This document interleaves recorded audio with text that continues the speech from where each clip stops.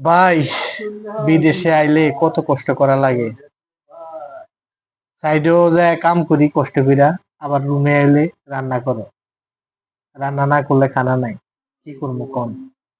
এই যে আজকা শুক্রবার, ভাবছিলাম ভালো মন্দ কিছু খামু, কিন্তু অনেক টাকা নাই, কি করবো? টাকা নাই। অনেক চিন্তা করছি যাই যা খালি ডাইল ডাইল হইব, বুঝছেন?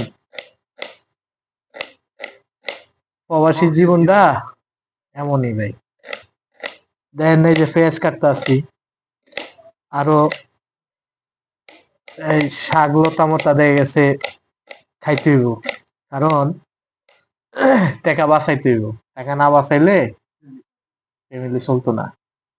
পোলা বাচ্চা লেখাপড়া করিয়া এখন ডাইল কি প্রতিদিন ভাল লাগে? কি করতাম কোন?